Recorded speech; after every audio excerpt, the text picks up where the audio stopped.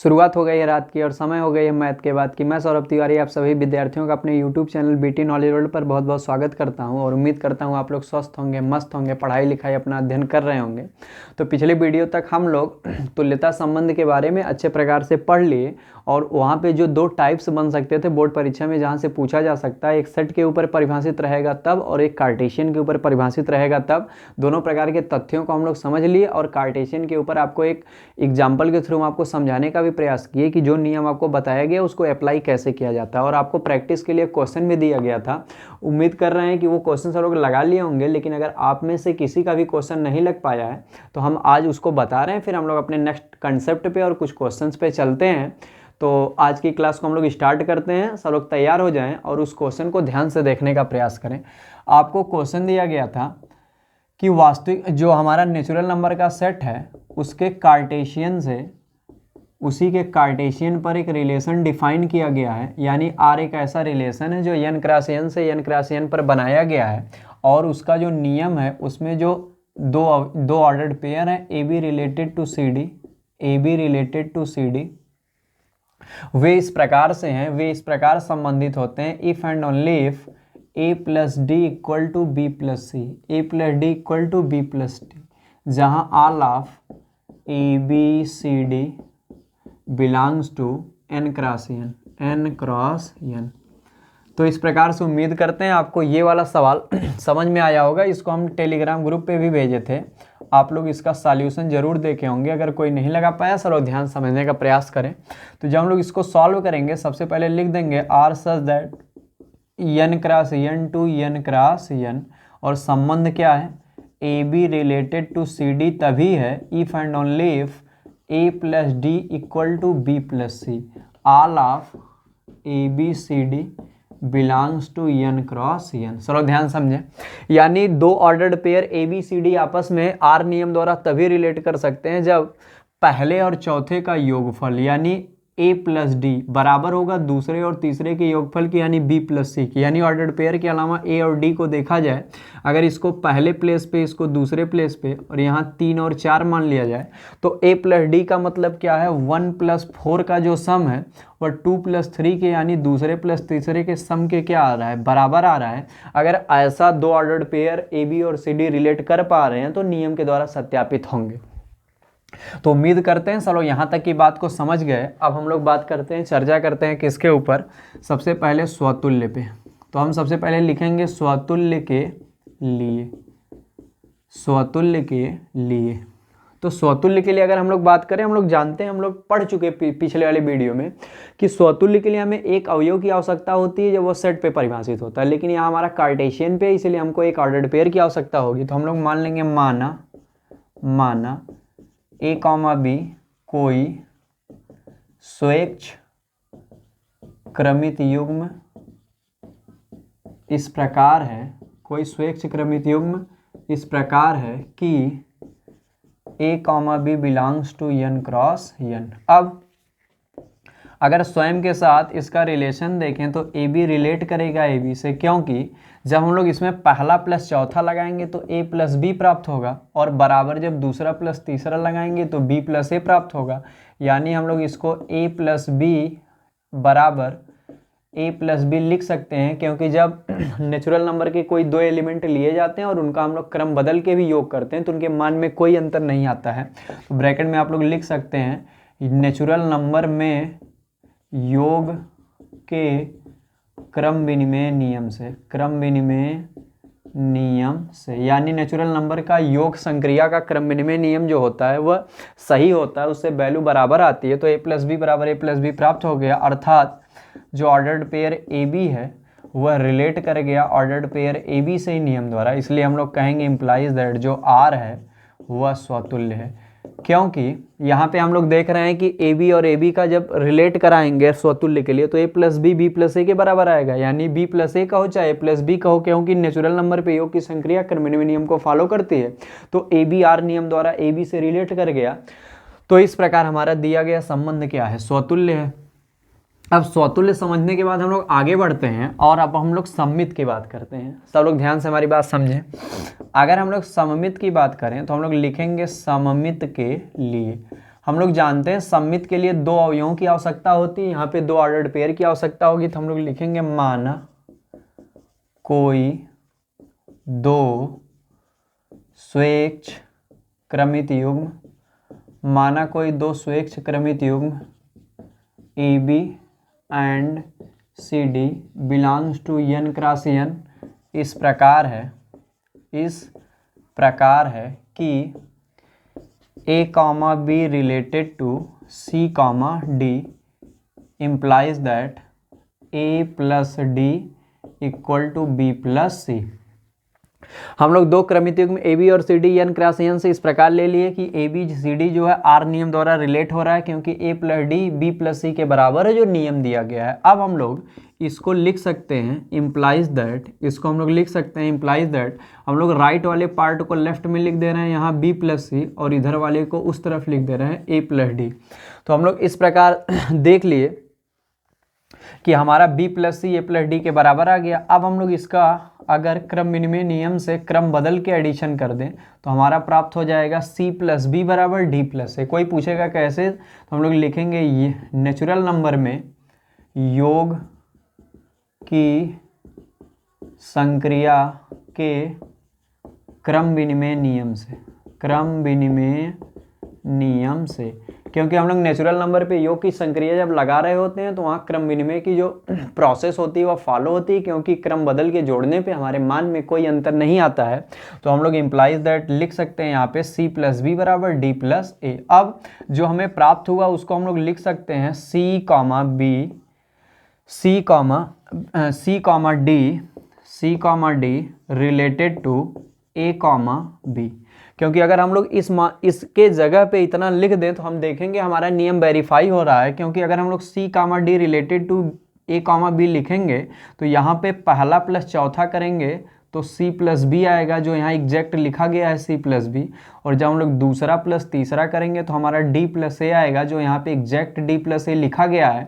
तो इस प्रकार से जब हम लोग शुरुआत में ए बी को सी डी से आर नियम द्वारा रिलेट कराए थे तो हमारे नियम की पुष्टि हो रही थी, और इम्प्लाइज दैट हमारा जो ordered pair C comma D है जब उसकी हम लोग ए कॉमा बी से आर नियम द्वारा पुष्टि कराए तो ये भी हमारी आपस में वैल्यू बराबर आ रही है।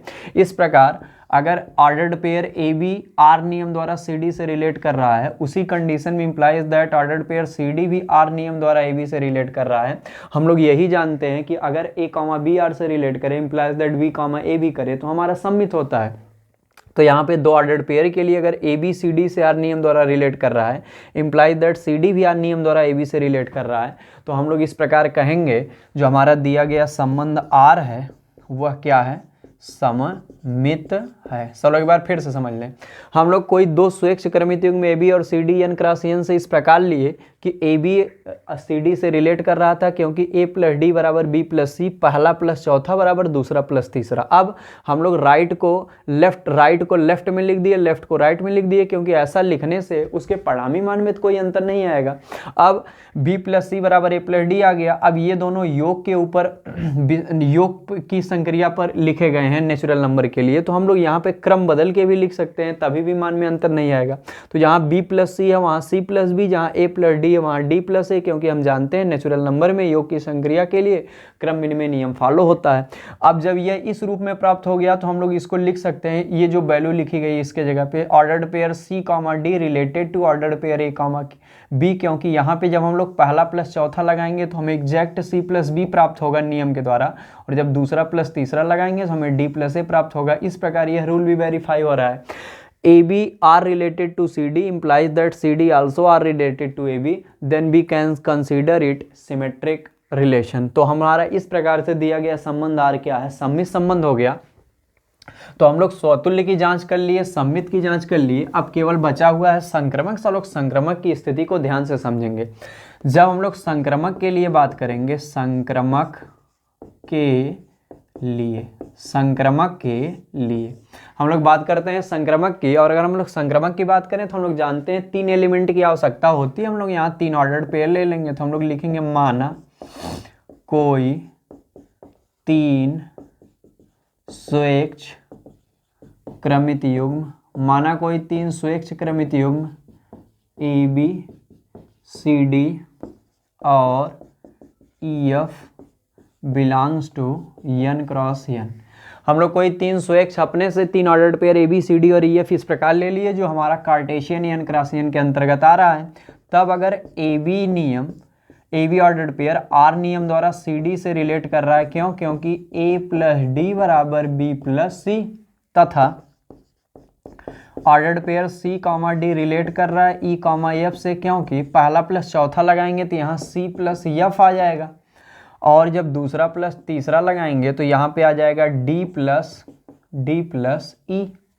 तो इस प्रकार हम लोग देख रहे हैं कि पहला और दूसरा आर नियम द्वारा जब रिलेट कर रहा है तो ए प्लस डी बराबर बी प्लस सी प्राप्त हो रहा है। जब दूसरा और तीसरा आपस में रिलेट कर रहा है तो हमें सी प्लस एफ बराबर डी प्लस सी प्राप्त हो रहा है। अब ये जो दोनों कंडीशंस हैं, पहली कंडीशन और दूसरी कंडीशन, हम लोग पहले को तीसरे से रिलेट कराने के लिए हम लोग क्या करेंगे, इन दोनों कंडीशंस को जो हमारे सामने लिखी गई हैं इनको हम आपस में जोड़ देंगे, इनका योग कर देंगे। तो 1 + 2 यानी दोनों कंडीशन का जब हम लोग योग कर देंगे तो हमारे पास क्या रिजल्ट आएगा, इम्प्लाइज दैट बायां बाएं में जुड़ जाएगा, दायां दाएं में जुड़ जाएगा, तो हमारे पास आ जाएगा a plus D plus C plus F. देखिए a plus D plus C plus F equal to क्या आ जाएगा, b plus C plus D plus E, b plus C plus D plus E. अब हम लोग इसको क्या करेंगे, जो कैंसिल होगा उसको हम लोग कैंसिल कर देंगे निरसन योग के निरसन नियम से। जब योग का निरसन नियम लगाएंगे अल्टीमेट कैंसिल हो जाएगा। कौन कौन सा, c से c कैंसिल हो जाएगा, और कौन सा कैंसिल होगा, d से d कैंसिल हो जाएगा। तो हमारे पास लेफ्ट में बचेगा a प्लस एफ और इधर बचेगा हमारे पास b प्लस ई, और हम लोग लिख देंगे योग के निरसन नियम से। निरसन मतलब कैंसलेशन मेथड, निरसन नियम से। तो निरसन नियम मतलब वो अपने से कैंसिल आउट हो जाएगा, हमें कल कट करने की जरूरत नहीं है। तो हमारे पास बचा a plus F equal to B plus E. तो यहाँ से इम्प्लाइज दैट हम लोग इसको लिख सकते हैं ordered pair a comma B, ordered pair a comma B related to ordered pair c comma F. क्योंकि जब हम लोग इस पे ये वाले रूल को फॉलो कराएंगे तो यहाँ से आएगा पहला प्लस चौथा अर्थात a प्लस एफ, जो यहाँ पे लिखा गया है बराबर आना चाहिए दूसरा प्लस तीसरा। यहाँ पे जो लिखा गया है b प्लस, यहाँ पे b प्लस ई, यहाँ पे क्या लिखा गया है b प्लस ई, और A B related to E F है, A B related to E F है, तो हमारा आ जाएगा क्या, A B related to E F. तो इस प्रकार हम लोग देख रहे हैं पहला प्लस चौथा यानी a प्लस एफ बराबर b प्लस ई, और यहीं पे हमारा पहला और तीसरे का रिलेशन होना चाहिए ऑर्डर्ड पेयर में, कि अगर पहला ऑर्डर्ड पेयर आर नियम द्वारा दूसरे से रिलेट कर रहा है तथा दूसरा वाला तीसरे से रिलेट कर रहा है, तो इम्प्लाइज दैट पहला वाला भी अगर तीसरे से रिलेट कर जाएगा तो हम लोग कहेंगे हमारा दिया गया जो संबंध आर है वह कैसा है, संक्रमक है। और क्योंकि पहला तीसरे से भी कर रहा है तो हम लोग कहेंगे जो हमारा दिया गया आर संबंध है वह संक्रमक संबंध है। तो इस प्रकार हम लोगों ने देख लिया कि इस रिलेशन के अंतर्गत अगर हम व्यापक रूप में स्वतुल्य के लिए 1 ऑर्डर्ड पेयर, सममित के लिए 2 ऑर्डर्ड पेयर, संक्रमक के लिए 3 ऑर्डर्ड पेयर लेते हैं तो हमारा यह स्वतुल्य, सममित, संक्रमक तीनों स्थितियों को फॉलो कर रहा है। तो यह तीनों स्थितियां स्वतुल्य, सममित, संक्रमण होने के कारण यह जो दिया गया रिलेशन है वह एक तुल्यता संबंध को क्या करता है, निरूपित करता है। और इस प्रकार हम लोगों ने सिद्ध कर दिया कि दिया गया संबंध एक तुल्यता संबंध है। उम्मीद करते हैं सबको बहुत अच्छे प्रकार से ये वाला प्रश्न समझ में आ गया होगा कि दिया गया संबंध किस प्रकार एक तुल्यता संबंध को क्या करता है, प्रदर्शित करता है। किस प्रकार से यह तुल्यता संबंध को क्या करता है, प्रदर्शित करता है। तो इस प्रकार हम लोग इस सवाल को, जो बहुत इंपॉर्टेंट था और बोर्ड परीक्षा में कहीं न कहीं यह पूछा जाएगा, हम लोगों ने इसके ऊपर अच्छे से चर्चा कर ली और हम लोगों ने इस सवाल को अच्छे से समझ लिया कि किस प्रकार से यह निकाला जा सकता है। हम लोग आगे बढ़ते हैं और हम लोग कुछ और सवाल लेते हैं। हमारा जो अगला सवाल है सब लोग ध्यान सुने। सवाल ये धन पूर्णांकों के समुच्चय पर, धन पूर्णांकों के समुच्चय पर बनाया गया संबंध। धन पूर्णांकों के समुच्चय पर बनाया गया संबंध आर निम्नवत परिभाषित है। धन पूर्णांकों के समुच्चय पर बनाया गया संबंध आर निम्नवत परिभाषित है। और संबंध क्या है, आर बराबर a comma B such that, a comma B such that 2a plus B equal to 41, जहाँ all of a comma B belongs to Z positive. Z positive क्यों? क्योंकि धन पूर्णांकों के समुच्चय पर बनाया गया है। अब हमें करना क्या है, हमें ये देखना है कि दिया गया संबंध जो R है यह तुल्यता संबंध को प्रकट करता है कि नहीं। तुल्यता संबंध की जांच करनी है। तुल्यता संबंध की जांच कीजिए। हम लोग देखते हैं इसके इक्विवेलेंस रिलेशन के लिए कि ये इक्विवेलेंस रिलेशन है कि नहीं। हम लोग जानते हैं अगर हमें इक्विवेलेंस रिलेशन को चेक करना हो तो हमें रिफ्लेक्सिव, सिमेट्रिक और ट्रांजिटिव तीनों प्रूव करना पड़ेगा या चेक करना पड़ेगा। हम लोग देखते हैं ध्यान से कैसे होगा। तो सबसे पहले जो हमारा रिलेशन है आर सच दैट वह जेड पॉजिटिव से जेड पॉजिटिव पर है, धन पूर्णांकों के समुच्चय से धन पूर्णांकों के समुच्चय पर है, और किस नियम द्वारा है, R equal to A comma B such that 2a plus B equal to 41, जहाँ all of A comma B belongs to Z positive. तो सबसे पहले हम लोग स्वतुल्य की बात कर रहे हैं। स्वतुल्य की बात कर रहे हैं अगर हम लोग, स्वतुल्य की बात अगर हम लोग कर रहे हैं, स्वतुल्य के लिए, स्वतुल्य के लिए। अब इस कंडीशन में हम लोगों को, क्योंकि एक इक्वेशन के रूप में रिलेशन दिया गया है 2a plus B equal to 41, तो सबसे पहले हम लोग रिलेशन के एलिमेंट निकाल लेंगे जब, कि इस नियम को सत्यापित करने वाले कौन कौन से हैं, तो उसके आधार पे हम लोग स्वतुल्य निकालेंगे। सबसे पहले हम लोग R के अंतर्गत आने वाले एलिमेंट निकाल लेंगे, और जब हम लोग एलिमेंट निकालने जाएंगे तो इस रिलेशन को ध्यान देंगे। 2a plus B equal to 41, 2a plus B equal to 41। हम लोग चेक करके देखते हैं कि किस a और b पर दिया गया जो संबंध है वह सत्यापित होता है। जिस पे यह सत्यापित होगा वही ऑर्डर्ड पेयर रिलेशन में आएंगे। तो हम अगर ध्यान से देखें, यहां से b इक्वल टू कितना आ जाएगा, 41 माइनस 2a, 41 माइनस 2a, इसको सब लोग मान लेंगे इक्वेशन नंबर फर्स्ट। अब हम लोग a की वैल्यू रखते जाएंगे तो हमें b की वैल्यू मिलती जाएगी, और a की वैल्यू हमें कहां से रखना है, a की वैल्यू हमें z पॉजिटिव से रखना है। तो पहले z पॉजिटिव का, अच्छा हम लोग जानते हैं z पॉजिटिव कहां से कहां तक होता है, 1 2 3 4 डॉट डॉट। जेड पॉजिटिव मतलब पॉजिटिव इंटीजर्स का सेट, और हम जानते हैं पॉजिटिव इंटीजर्स का सेट नेचुरल नंबर के सेट के बराबर ही होता है, तो उसमें भी एलिमेंट 1 2 3 4 डॉट डॉट कहाँ तक होते हैं, इनफाइनाइट तक। तो हम लोग सबसे पहले यहाँ पे a की वैल्यू क्या क्या रख सकते हैं, 1 2 3 डॉट डॉट, तो हमें b की वैल्यू मिलती जाएगी। सबसे पहले हम लोग a बराबर 1 लेंगे तो हमें b की वैल्यू आ जाएगी 41 माइनस 2 इक्वल टू 39। इसी प्रकार से हम लोग a की वैल्यू 2 लेंगे तो हमें b की वैल्यू प्राप्त हो जाएगी 41 माइनस 4, और यहाँ हो जाएगा 37। अब अगर हम लोग a की वैल्यू 3 लेते हैं तो हमें b की वैल्यू प्राप्त हो जाएगी कितना, 41 माइनस 6, और 41 माइनस 6 हम लोग कर देंगे तो 35 प्राप्त हो जाएगा। इसी प्रकार हम लोग a की वैल्यू 4 ले लेंगे तो b की वैल्यू आ जाएगी 41 माइनस 8, और यहाँ हो जाएगा हमारा कितना, 33। तो इस प्रकार हम लोग ऑर्डर्ड पेयर देख रहे हैं, a बराबर 1 लेने पर b बराबर 39, तो 139 237 335 और 433। हम लोग देख लेते हैं हमारा रिजल्ट, दोनों को ऐड करने पर 41 आना चाहिए। तो यहाँ पे 40 हो रहा है, यहाँ पे 39 हो रहा है, यहाँ पे 38 हो रहा है, और यहाँ पे क्या हो रहा है, 37। और अगर हम लोग a की वैल्यू 5 लेते हैं तो हमें b की वैल्यू कितना प्राप्त हो जाएगी, b की वैल्यू प्राप्त हो जाएगी 41 माइनस 10, और यहाँ 31 हो जाएगा। तो ऑर्डर्ड पेयर बन जाएगा 5, 31।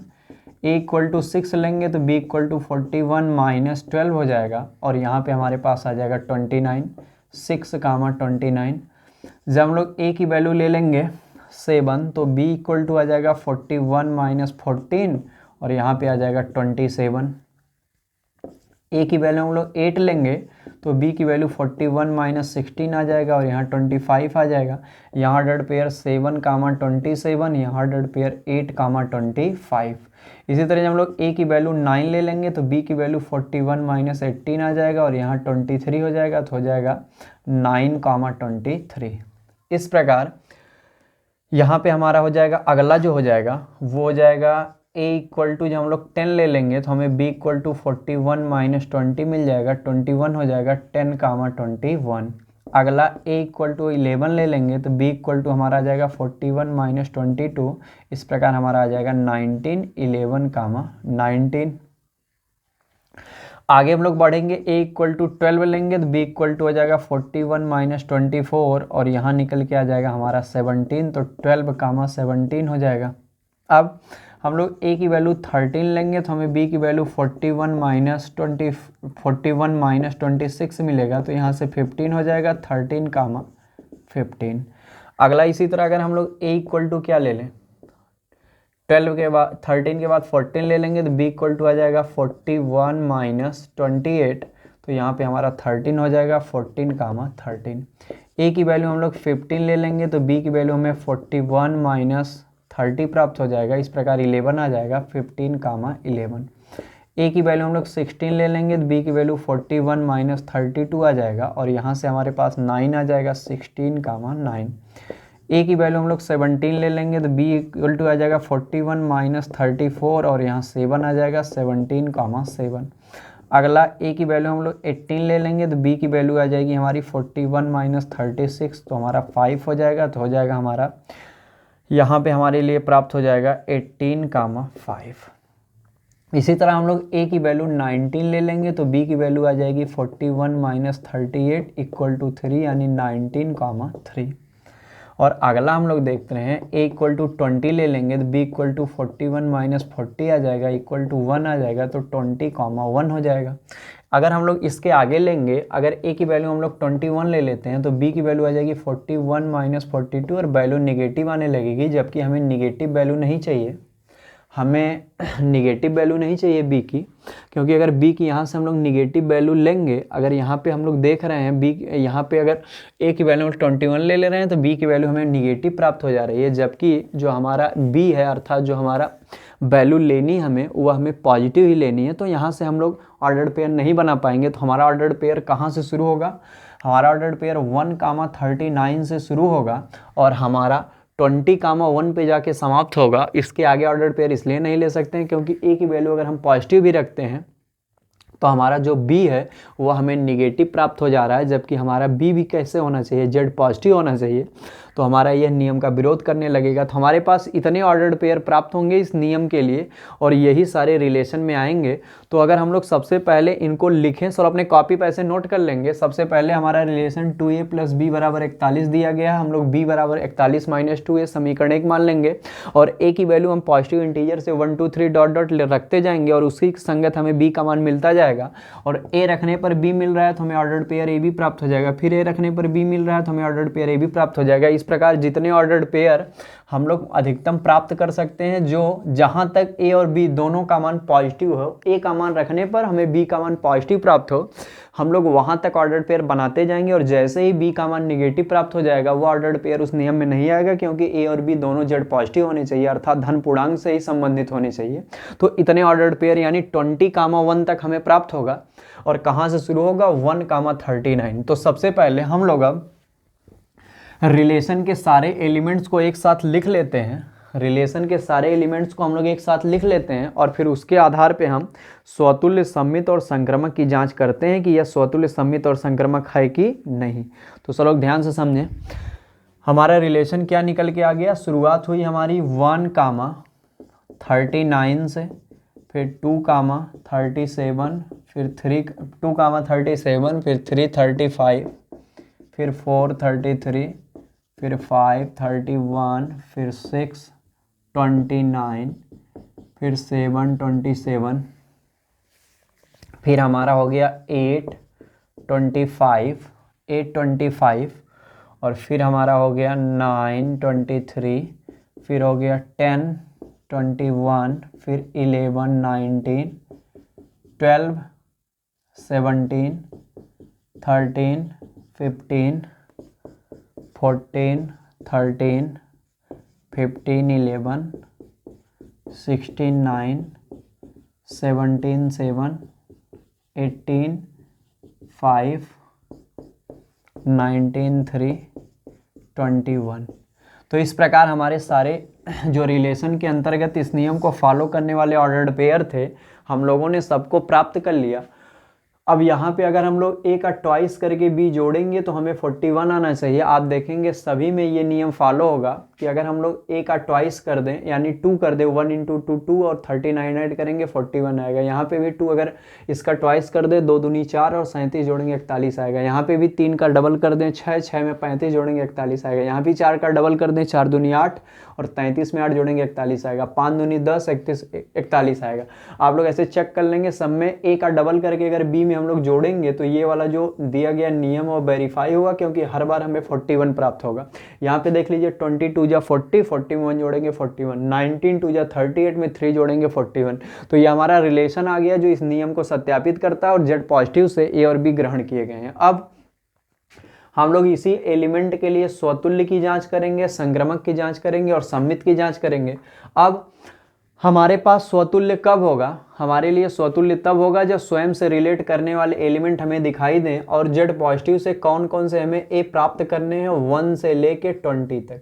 1 से लेके कहाँ तक? 20 तक। और बी हमें कहाँ से कहाँ तक लेने हैं? हमें बी लेना है 39 से 2 2 का गैप करके 39, 37, 35 और डॉट डॉट कहाँ तक? 1 तक। तो इस प्रकार हम लोग देख रहे हैं हमारा ए और बी हमारे सामने है।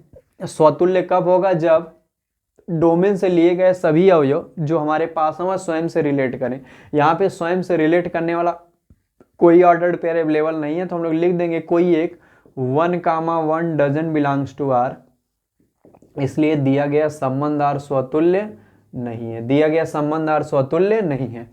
अब अगर हम लोग सम्मित की बात करें तो सम्मित में हम लोग जानते हैं ए कॉमा बी हो तो बी कॉमा ए भी होना चाहिए। हम लोग देख रहे हैं 1, 39 तो है बिलोंग कर रहा है आर से, लेकिन इंप्लाइज दैट 39, 1 आर से बिलोंग नहीं कर रहा है, इसीलिए दिया गया संबंध आर सिमेट्रिक नहीं है। अच्छा, हमारे बहुत सारे ऐसे ऑर्डर्ड पेयर हैं लेकिन हम किसी एक को दिखाएंगे तो 1, 39 आर में पाया जा रहा है लेकिन 39, 1 नहीं पाया जा रहा है, इसलिए यह रिलेशन सिमेट्रिक नहीं है। अब हम लोग संक्रमक की बात करते हैं। अगर हम लोग संक्रमक की बात करें, ट्रांजिटिव की बात करें और देखें हमारे पास, ध्यान से आप लोग समझेंगे, हमारे पास देखते हैं क्या ए कामा बी अवेलेबल है कहीं। हम लोग यहाँ देख रहे हैं 12, 17 है, 17, 7 है, तो क्या हमारे पास 12, 7 भी है? तो हम लोग देख रहे हैं नहीं है। 12, 17 बिलोंग्स टू आर तथा 17, 7 belongs to R, but implies that 12, 7 doesn't belongs to R. हमारे पास ए कामा बी आर से बिलोंग कर रहा है 12, 17 के रूप में, तथा बी कामा सी आर से बिलोंग कर रहा है 17, 7 के रूप में, लेकिन implies that A comma C doesn't belongs to R. तो ए बी बी सी तो आर से बिलोंग कर रहा है लेकिन ए सी बिलोंग नहीं कर रहा है, क्योंकि 12, 17 आर से कर रहा है, 17, 7 आर से कर रहा है, लेकिन 12, 7 आर से नहीं कर रहा है। तो इस प्रकार हमारा जो दिया गया संबंध है वह कभी भी संक्रमक नहीं हो सकता। तो हमारा दिया गया संबंध न तो स्वतुल्य है, न ही सम्मित और न ही संक्रमक है। तो आपसे कोई पूछेगा क्या यह संबंध तुल्यता है, तो हम लोग कहेंगे क्योंकि यह तीनों नहीं है इसलिए हमारा दिया गया संबंध तुल्यता संबंध भी नहीं हो सकता है। तो इस प्रकार से हम लोगों ने देख लिया कि यह संबंध न तो स्वतुल्य है, न सम्मित है, न संक्रमक। आप लोग वीडियो को पीछे करके अच्छे से एक एक ऑर्डर्ड पेयर को लिख लेंगे, समझेंगे, और फिर उसके बाद उसी के रिलेशन के अंतर्गत जितने ऑर्डर्ड पेयर आए हैं उसी के ऊपर स्वतुल्य इसलिए नहीं है क्योंकि कोई भी अवयव स्वयं से रिलेट नहीं कर रहा नियम द्वारा। सम्मित क्यों नहीं है? क्योंकि ए कामा बी तो अवेलेबल है लेकिन बी कामा ए अवेलेबल नहीं है। और संक्रमक क्यों नहीं है? क्योंकि ए बी है रिलेशन में तथा बी सी है रिलेशन में, लेकिन इंप्लाइज दैट ए सी नहीं है, इसलिए दिया गया रिलेशन स्वतुल्य, सम्मित, संक्रमक तीनों नहीं है, इसीलिए तुल्यता संबंध को भी प्रदर्शित नहीं करता है। तो उम्मीद करते हैं आपको ये सवाल भी अच्छे से समझ में आया होगा। थोड़ा अच्छे लेवल का सवाल था लेकिन आप लोग आसानी से इसको समझ गए होंगे, क्योंकि जब बड़े बड़े लक्ष्य हासिल करने होते हैं तो ऐसे ऐसे प्रश्नों को लगाना पड़ता है, जिससे आप जब अच्छे लेवल के प्रश्न अच्छी परीक्षाओं में आएंगे तो आप उसको हैंडल भी कर सकते हैं और आपके अंदर कॉन्फिडेंस भी रहेंगे कि हम ऐसे प्रश्नों को कर सकते हैं, ऐसे प्रश्नों को हम लगा सकते हैं। चलें, तो हमारी बात ध्यान से समझेंगे। हम आपको एक इम्पॉर्टेंट कंसेप्ट बता दे रहे हैं, सब लोग ध्यान समझेंगे। ये केवल अच्छे परीक्षाओं में कॉम्पिटिटिव लेवल के एग्जाम्स में आएगा जो हम बता रहे हैं।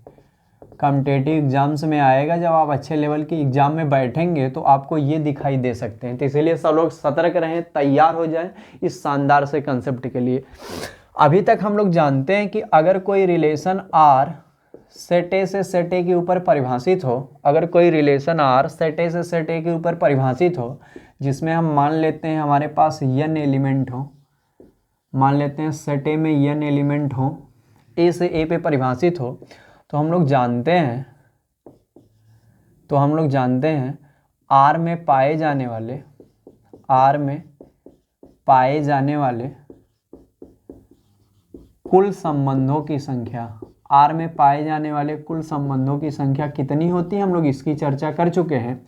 वो होती है 2 number of A into number of A equal to 2n into N 2 की पावर n स्क्वायर। हम लोग इसके बारे में जानते हैं अच्छे से और इसकी चर्चा की जा चुकी है। आज हम लोग सीखेंगे कि अगर कोई रिलेशन सेट ए से सेट ए के ऊपर दिया गया हो, जहां समुच्चय ए में कुल n अवयव हो या कुल n एलिमेंट हो, तब अगर हमें स्वतुल्य संबंधों की कुल संख्या कोई पूछ ले, स्वतुल्य संबंधों की कुल संख्या पूछ ले, यानी नंबर ऑफ रिफ्लेक्सिव रिलेशंस का कोई संख्या पूछ ले, तो हम लोग उसको भी बता पाएंगे, तभी बता पाएंगे जब हम लोग आज वाले कंसेप्ट को अच्छे प्रकार से सीखे रहेंगे, तभी बता पाएंगे। इसीलिए सब लोग तैयार हो जाएं और इस शानदार से कंसेप्ट को समझने के लिए सब लोग वीडियो को देखते रहें अच्छे से और पूरे कंसेप्ट को ध्यान से समझने की कोशिश करें। तो हम आपको बता दिए कि R में पाए जाने वाले कुल संबंधों की संख्या हम लोग पढ़ चुके हैं, लेकिन R में पाए जाने वाले स्वतुल्य संबंधों की संख्या क्या होती है, कैसे हम लोग उसको ज्ञात करते हैं, हम इसके बारे में आप लोगों को बताने जा रहे हैं। सर अपने कॉपी पे हेडिंग कर लेंगे, स्वतुल्य संबंधों की कुल संख्या, स्वतुल्य संबंधों की कुल संख्या। अब हम लोग सीखेंगे हम लोग स्वतुल्य संबंधों की कुल संख्या को कैसे डेरिवेट करते हैं, कैसे निकालते हैं और किस प्रकार से फिर इसको किसी एलिमेंट के द्वारा समझने का प्रयास करते हैं। सब लोग ध्यान से देखें, हम लोग व्यापक रूप में देख रहे हैं। मान ले रहे हैं हमारे पास कोई रिलेशन है जो सेट ए से सेट ए के ऊपर बनाया गया है और जो समुच्चय दिया गया है, समुच्चय ए में कुल n अवयव हैं, समुच्चय ए में कुल n अवयव हैं। हमें कुल संबंधों की स्वतुल्य संबंधों की संख्या ज्ञात करनी है। हम आपको एक शानदार सा टेबल समझा रहे हैं, सब लोग इस टेबल को पहले ध्यान से समझेंगे। अपने कॉपी में सब लोग इसी प्रकार बना लेंगे, हमारी बातें सब लोग ध्यान से समझें। हम लोग इसमें n इस प्रकार से कॉलम खींचेंगे, n इस प्रकार से कॉलम खींचेंगे और इस प्रकार से n रो खींचेंगे, यानी n पंक्तियां खींचेंगे और n स्तंभ खींचेंगे, n पंक्तियां और n स्तंभ, n पंक्तियां और n स्तंभ, n पंक्तियां और n स्तंभ। तो हम लोग मान ले रहे हैं ये हमारा A है, इसलिए 2 बार लिख देना, आप इधर वाले के लिए भी समझ लें फिर इधर वाले के लिए समझ, लेकिन वह सेट एक्चुअली A का ही है। तो हम लोग पहले मान ले रहे हैं कि A में कुल n अवयव हैं और n में कुल n अवयव का मतलब क्या है, A बराबर है 1 2 3 4 डॉट डॉट n तक। तो हम लोग भर देते हैं 1 2 3 4 5 डॉट डॉट n तक, आप समझ जाइएगा डॉट डॉट n तक, और इसी तरह 1 2 3 डॉट डॉट n तक। तो हमने क्या किया, हमारे पास दिए गए समुच्चय में व्यापक रूप में कुल n एलिमेंट थे, हमने उसको n क्षैतिज यानी n रोज में और n कॉलम्स में क्या कर दिया, इस तरह से विभाजित कर दिया और उन वैल्यू को जो भर भी दिया। अब सबसे पहले वाले प्लेस पे जो ऑर्डर्ड पेयर हमें प्राप्त होगा वह 1 1 प्राप्त होगा, 1 का 1 के साथ, फिर 1 का 2 के साथ 1 2 प्राप्त होगा, फिर 1 का 3 के साथ 1 3 प्राप्त होगा, 1 का 4 के साथ 1 4 प्राप्त होगा और डॉट डॉट इसी तरह 1 का n के साथ 1 n प्राप्त होगा। तो हम लोग पहले वाले यहाँ पे रो में किस प्रकार से एलिमेंट लिए जाएंगे इस अवयवों के आधार पे हम लोग इसको देख लिए। अब इसी प्रकार अगर 2 1, अब देखिए 2 वाले इस वाले में भरेंगे, 2 का 1 के आधार पे ऑर्डर पेयर 2 1 होगा, फिर 2 2 होगा, फिर 2 3 होगा, फिर 2 4 होगा, फिर ऐसे ही डॉट डॉट 2 n। ऐसे ही आप लोग अब समझ गए 3 1 होगा, 3 2 होगा, 3 3 होगा, 3 4 होगा, और ऐसे ही डॉट डॉट क्या हो जाएगा 3n हो जाएगा, और ऐसे ही डॉट डॉट सबसे लास्ट वाली पंक्ति nवी होगी तो n1 होगा, n2 होगा, n3 होगा, n4 होगा, और डॉट डॉट क्या हो जाएगा n। चलो अब ध्यान से इतनी बातों को दोहराएंगे। सबसे पहली वाली जो हम लोग यहाँ पे भरेंगे, इस वाली पंक्ति और इस वाले स्तंभ के सापेक्ष जब हम लोग भरेंगे तो 1 1 आएगा, फिर 1 2 आएगा, फिर 1 3 आएगा, फिर 1 4 आएगा, ऐसे डॉट डॉट 1 n आएगा, फिर 2 1 आएगा, 2 2 आएगा, 2 3 आएगा, 2 4 आएगा, 2 डॉट डॉट 2 n आएगा, ऐसे 3 1 आएगा, 3 2 आएगा, 3 3 आएगा, 3 4 आएगा, डॉट डॉट 3 n आएगा, और ऐसे ही डॉट डॉट जब nवीं पंक्ति में जाएंगे तो n1 आएगा, n2 आएगा, n3 आएगा, n4 आएगा, और डॉट डॉट क्या क्या आ जाएगा n आ जाएगा। तो इस प्रकार अगर किसी भी दिए गए समुच्चय में कुल n अवयव हैं तो उसमें पाए जाने वाले कुल कितने एलिमेंट हो सकते हैं, इसकी सारणी आपको बता दी है। कुल कितने एलिमेंट हो सकते हैं, अगर किसी भी दिए गए समुच्चय में n एलिमेंट हैं और उन्हें हम n क्षैतिज और n ऊर्ध्वाधर इस प्रकार से स्तंभ और कॉलम के जरिए अगर इसको व्यवस्थित कर दें तो हमारे पास कुल कितने एलिमेंट होते हैं और कौन कौन से होंगे हम आपको बता दिए। तो इस प्रकार आप लोग देख रहे हैं, अगर इस कंडीशन में कोई पूछेगा कुल अवयवों की संख्या, अगर हमारे पास किसी दिए गए समुच्चय में n अवयव हों तब उसके कार्टेशियन में कुल अवयवों की संख्या कितनी आएगी, यानी एक क्रॉस ए में कुल अवयवों की संख्या कितनी आएगी, तो कुल अवयवों की संख्या अर्थात number of A cross A हो जाएगा, number of A into number of A. इसका मतलब n इंटू n बराबर कितना हो जाएगा n स्क्वायर। तो n पंक्ति और n स्तंभ में आने वाले कुल अवयवों की संख्या कितनी हो गई n स्क्वायर। कितनी हो गई n स्क्वायर। कितनी हो गई n स्क्वायर। ये हो गई उसके अवयवों की संख्या। अब हम लोग ये देखते हैं कि ये n एक क्रॉस ए में पाए जाने वाले कुल अवयवों की संख्या हो गई कितनी n स्क्वायर। अब हम लोग इसमें देखते हैं डायगोनल पे हमारे पास कितने एलिमेंट है। डायगोनल पे ये वाला जो यहाँ से लेके यहाँ तक है, आप लोग इसको ध्यान से देखेंगे, इस वाले सिरे को इस वाले कोने को जब इस वाले कोने से मिलाएंगे तो हमें डायगोनल के ऑर्डर्ड पेयर प्राप्त हो जाएंगे। तो अगर डायगोनल के ऑर्डर्ड पेयर की हम लोग बात करें तो यह 1 1 से लेके हमें n तक प्राप्त हो रहा है। 1 1 से लेके n तक प्राप्त हो रहा है। कहाँ से कहाँ तक? 1 1 से लेके हमें n तक प्राप्त हो रहा है। तो इस प्रकार अगर हम लोग डायगोनल के एलिमेंट्स के या ऑर्डर्ड पेयर को देखें तो हमारे पास कुल मिला के n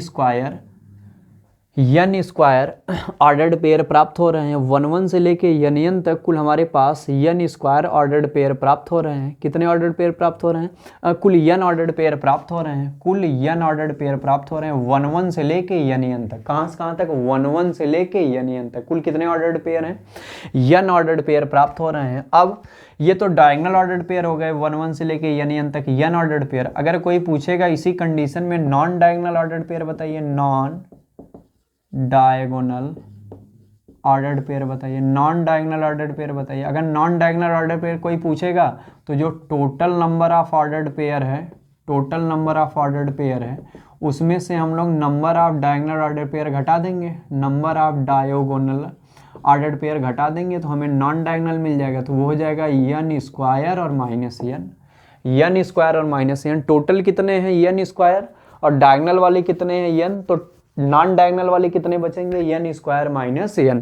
तो इतनी बातों पर चर्चा करने के बाद हमको ये बात समझ में आई कि अगर किसी भी दिए गए समुच्चय A में n एलिमेंट हों जिन्हें n पंक्तियों और n स्तंभों के रूप में कार्टेशियन प्राप्त करने हम लोग जाएं तो हम लोग इस प्रकार से टेबल के रूप में इसे ऐसे व्यवस्थित कर सकते हैं और कुल एलिमेंट एक क्रॉस ए में n स्क्वायर होंगे n पंक्ति और n स्तंभों के कारण। और इसमें अगर डायगोनल की बात किया जाएगा, विकर्ण वाले की बात किया जाएगा तो n आएंगे 1 1 से लेके n तक। और अगर नॉन डायगोनल की बात किया जाएगा तो total number of ordered pair जो हमारे पास हैं उसमें से अगर नंबर ऑफ डायगोनल वाले ऑर्डर्ड पेयर हम लोग माइनस कर देंगे तो हमें नॉन डायगोनल के अंतर्गत कितने ऑर्डर्ड पेयर आते हैं यह प्राप्त हो जाएंगे। तो यहाँ पे n स्क्वायर कुल है, n डायगोनल है, तो नॉन डायगोनल कितने हो जाएंगे n स्क्वायर माइनस n। तो उम्मीद करते हैं आपको यहाँ तक की बातें समझ में आ गई होंगी। यहाँ तक चलो कॉपी में नोट कर लेंगे क्या क्या। कुल अवयवों की संख्या जो विकर्ण के रूप में पाए जाने वाले ऑर्डर्ड पेयर है उनकी संख्या, और जो अविकर्ण के रूप में पाए जाने वाले अवयवों की है उनकी संख्या। तो यहाँ n स्क्वायर, वहाँ n स्क्वायर माइनस n। तो इतनी बातें आप लोग अपनी कॉपी पे अच्छे से नोट कर लिए होंगे। अब हम लोगों को स्वतुल्य संबंधों की कुल संख्या निकालनी है, हम लोग उसके ऊपर चर्चा करते हैं। चलो हमारी बात ध्यान से सुने। अगर हमें स्वतुल्य संबंधों की कुल संख्या चाहिए, स्वतुल्य संबंधों की कुल संख्या चाहिए, स्वतुल्य संबंधों की कुल संख्या चाहिए, स्वतुल्य संबंधों की कुल संख्या चाहिए, तो हम लोग देख रहे हैं केवल जो डायगोनल के ऑर्डर्ड पेयर हैं वही स्वतुल्य संबंधों को निरूपित कर रहे हैं। जो नॉन डायगोनल हैं वह स्वतुल्य संबंधों को निरूपित नहीं करते हैं। केवल जो डायगोनल के ऊपर पाए जाने वाले ऑर्डर्ड पेयर हैं वही हमें केवल स्वतुल्य संबंध की स्थिति को रिलेट कर रहे हैं, क्योंकि स्वयं का स्वयं से संबंध, स्वयं का स्वयं से संबंध, स्वयं का स्वयं से संबंध, इसी तरह स्वयं का स्वयं से संबंध दिखाई दे रहा है। लेकिन नॉन डायगोनल वाले ऐसे नहीं है, क्योंकि वह स्वयं के स्वयं से संबंध वाले नहीं है, वो कुछ अतिरिक्त दिखाई दे रहे हैं। तो अगर हम लोग स्वतुल्य संबंधों की बात करें तो स्वतुल्य होने के लिए जो डायगोनल के ऑर्डर्ड पेयर हैं वही शामिल होने चाहिए, और अवश्य शामिल होने चाहिए। अगर इनमें से कोई छूट जाएगा तो स्वतुल्य संबंध नहीं बनेगा। तो इस प्रकार हम देख रहे हैं कि यहाँ पाए जाने वाले जो ऑर्डर्ड पेयर हैं वह तो सम्मिलित अवश्य होने चाहिए, और इनको अगर हमें सम्मिलित करना हो, अगर इन्हें हमें सम्मिलित करना हो, अगर इन्हें हमें क्या करना हो, सम्मिलित करना हो, तो हम इसे केवल और केवल एक प्रकार से सम्मिलित कर सकते हैं। क्योंकि हम लोग परमुटेशन में पढ़े हैं कि अगर हमें परमुटेशंस बनाने होते हैं और जो चीज़ें शामिल करना आवश्यक होता है, उसमें मस्ट होता है कि इसको शामिल करना ही करना है, उसको हम लोग केवल एक प्रकार से क्या कर सकते हैं, शामिल कर सकते हैं। तो डायगोनल पे पाए जाने वाले जितने भी ऑर्डर्ड पेयर हैं उनको हम केवल और केवल एक विधियों से कर सकते हैं, क्योंकि सबको एक साथ शामिल करना क्या है, अनिवार्य है। तो हम लोग स्वतुल्य संबंधों की जब कुल संख्या निकालने जाएंगे तो यह बराबर होगा diagonal ordered pair diagonal ordered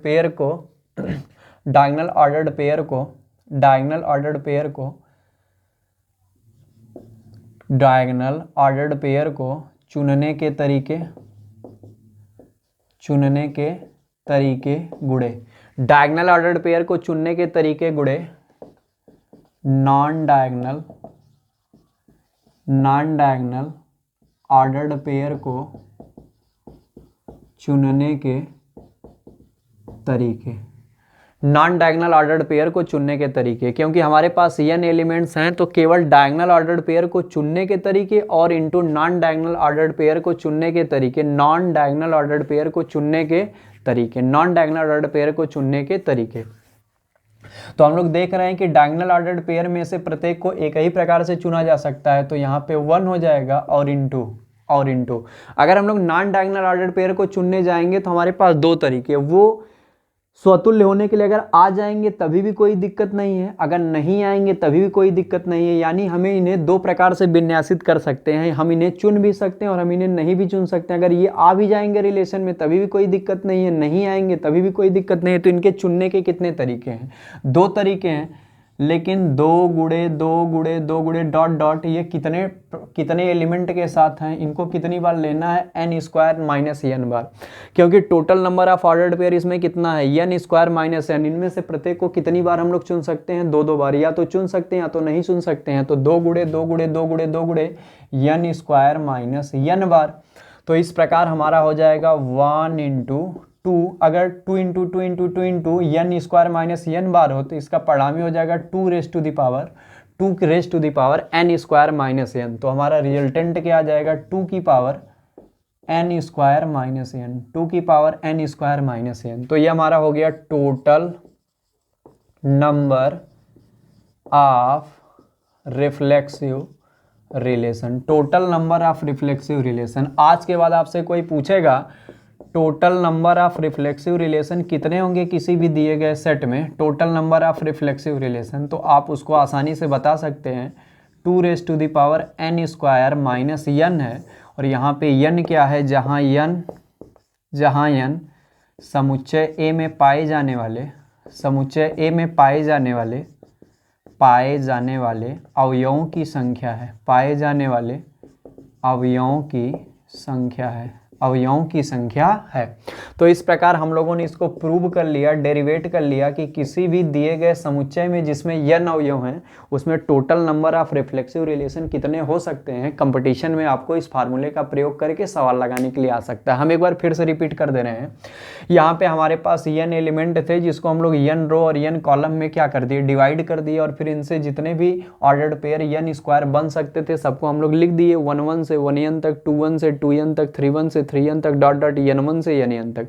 तो इस प्रकार हमारे पास टोटल जो ऑर्डर्ड पेयर बन सकते थे n एलिमेंट के लिए वह n स्क्वायर हो गए, जिसमें डायगोनल वाले कितने हैं, n है 1 से लेके n तक, और नॉन डायगोनल कितने हैं, नॉन डायगोनल कितने हैं n स्क्वायर, जो टोटल अगर उसमें से डायगोनल वाला माइनस कर देंगे तो नॉन डायगोनल मिल जाएगा।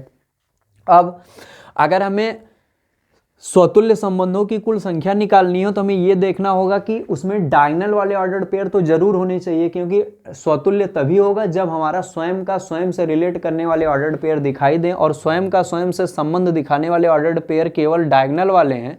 तो हम लोग लिखेंगे, अगर हमें स्वतुल्य संबंधों की कुल संख्या निकालनी हो तो हम लोग लिखेंगे डायगोनल ऑर्डर्ड पेयर को चुनने के तरीके, यानी डायगोनल ऑर्डर्ड पेयर को कितने प्रकार से हम लोग चुन सकते हैं इसके, और into non diagonal ordered pair को चुनने के तरीके। तो हम लोग जानते हैं जिसको चुनना अनिवार्य होता है उसको हम लोग एक ही प्रकार से चुन सकते हैं। तो जितने भी एलिमेंट यहाँ दिखाई दे रहे हैं ऑर्डर्ड पेयर के रूप में डायगोनल वाले, उसको हम लोग एक प्रकार से या एक विधि से चुन सकते हैं। लेकिन जितने नॉन डायगोनल वाले हैं वो अगर रिलेशन में आते हैं तभी भी रिफ्लेक्सिव रहेगा, नहीं आते हैं तभी भी रहेगा रिफ्लेक्सिव, क्योंकि रिफ्लेक्सिव होने के लिए केवल स्वयं का स्वयं से मिलना कंपलसरी है। एक्स्ट्रा आ जाता है तभी भी कोई दिक्कत नहीं, नहीं आता तभी भी कोई दिक्कत नहीं है। यानी जितने नॉन डायगोनल वाले बचे उनमें से प्रत्येक को चुनने के दो तरीके, या तो वह सम्मिलित होंगे या तो वह सम्मिलित नहीं होंगे। और उनमें भी कितने एलिमेंट हैं, कुल मिला के n स्क्वायर माइनस n, यानी शेष n स्क्वायर माइनस n जो ऑर्डर्ड पेयर बच रहे हैं उनको हम लोग दो दो विधियों से चुन सकते हैं। तो हम लोग 2 into 2 into 2 into 2 dot dot n square minus n बार लिखेंगे। तो हमारा एक तरीका डायगोनल वाला और 2 into 2 into n square minus n बार, तो इसका रिजल्ट आ जाएगा 2 raise to the power n square minus n, क्योंकि सब दो दो बार है। तो हमारा रिजल्ट हो जाएगा 2 की power n square minus n। यही हमारा होता है total number of reflexive relation 2 की power n square minus n। तो जहाँ n क्या है, number of elements in set है। जिस समुच्चय की हम लोग बात कर रहे हैं उसमें जिसमें जितने अवयव दिए गए हम लोग उनकी बात कर रहे हैं। तो इस प्रकार हम आपको डेरिवेट करके दिखा दिए कि किसी भी दिए गए रिलेशन में जो कि किसी सेट पर बनाया गया है उसके रिफ्लेक्सिव रिलेशंस की संख्या कितनी होती है। आप इसको ईमानदारी के साथ समझ पाए होंगे, पूरा डेरिवेशन अच्छे से समझ में आया होगा कि किस प्रकार हमारे पास टोटल नंबर ऑफ जितने रहेंगे ऑर्डर्ड पेयर, फिर उसके बाद हम लोग किस प्रकार से डायगोनल वाले को काउंट करेंगे और किस प्रकार से हम लोग नॉन डायगोनल वाले काउंट करेंगे, और फिर जब हम लोग total number of reflexive relation निकालेंगे तो डायगोनल को चुनने के तरीके, उसके ऑर्डर्ड पेयर को, नॉन डायगोनल को, सबका मल्टीप्लाई कर देंगे तो हमें परिणामी रिजल्टेंट प्राप्त हो जाएगा। तो हम लोग इसके ऊपर एक एग्जाम्पल देख लेते हैं। अगर कोई कह दे सेट ए बराबर दिया गया है 1 2 3, इसके total number of reflexive relation बताइए, total number of reflexive relation बताइए। तो फार्मूला होगा 2 की power n square minus n। यहाँ पे n का मान 3 है क्योंकि अवयवों की संख्या 3 है, तो हो जाएगा 2 की पावर 3 की पावर 2 माइनस 3, तो हो जाएगा 2 की पावर 3 का वर्ग 9 और माइनस 3, तो हो जाएगा 2 की पावर 6। ये भी आंसर हो सकता है, या इसकी वैल्यू निकालोगे 64 हो जाएगा। यानी अगर किसी समुच्चय में 3 अवयव दिए गए हों तो उसके total number of reflexive relation कितने आ जाएंगे, 64। ये आंसर हो जाएगा। अगर a बराबर दिया हो केवल 3,4, अगर 2 अवयव दिए गए हैं n का मान 2, तो हमारे total number of reflexive relation आ जाएंगे 2 की power n square minus n से 2 की पावर 2 स्क्वायर माइनस 2, 2 की पावर 4 माइनस 2, 2 की पावर 2 बराबर कितना हो जाएगा, 4। तो इस प्रकार से हमारे 4 अवयव आ जाएंगे। लेकिन अगर a बराबर दिया गया हो 1 2 3 4, n की वैल्यू 4 हो, तो total number of reflexive relation क्या आ जाएगा, 2 की power n square minus n से 2 की पावर 4 स्क्वायर माइनस 4, तो हो जाएगा 2 की पावर 16 माइनस 4, यानी 2 की पावर 12। यही हमारा परम सत्य क्या हो जाएगा, आंसर। तो उम्मीद करते हैं आपको total number of reflexive relation का पूरा अच्छे से डेरिवेशन, उसका पूरा कंसेप्ट और उसके ऊपर आधारित ये जो सवाल हैं वो समझ में आए होंगे। तो total number of reflexive relation भी अब आप लोग निकाल लेंगे। हम लोग जब अगले वीडियो में मिलेंगे तो total number of symmetric relation क्या होता है, कैसे निकलता है, उसके ऊपर सवाल क्या आधारित आता है, हम लोग इन सारी बातों की चर्चा करेंगे। और फिर उसके बाद total number of reflexive and symmetric कैसे निकलता है, इन सब बातों की चर्चा करेंगे। यानी कम्पिटिटिव लेवल की जितनी भी बातें होंगी अगले आने वाली क्लासेज में आपको मिलती रहेंगी। सब लोग जुड़े रहें, पढ़ते रहें, मेहनत करते रहें, और अपनी कोई भी क्वेरी हो तो कमेंट बॉक्स के माध्यम से, टेलीग्राम ग्रुप के माध्यम से आप लोग भेजते रहें। तो इस उम्मीद के साथ कि हम लोग नेक्स्ट सेशन में मिलेंगे, सब लोग हम लाइव जुड़ेंगे और सब लोग मेहनत से पढ़ेंगे और अपनी क्वेरीज हमें बताते रहेंगे। इस उम्मीद के साथ, इस आशा के साथ हम आज की वीडियो यहीं समाप्त करते हैं। तो आप लोग स्वस्थ रहिएगा, अपनी मेहनत से पढ़ाई करिएगा। कोई भी दिक्कत परेशानी होगी आपके भाई से बताइएगा, अपने भाई से, जो आपका भाई है वो आपकी सारी दिक्कतों को दूर करने का प्रयास करेगा। तो मिलते हैं नेक्स्ट सेशन में, तब तक के लिए आप लोगों का बहुत बहुत धन्यवाद।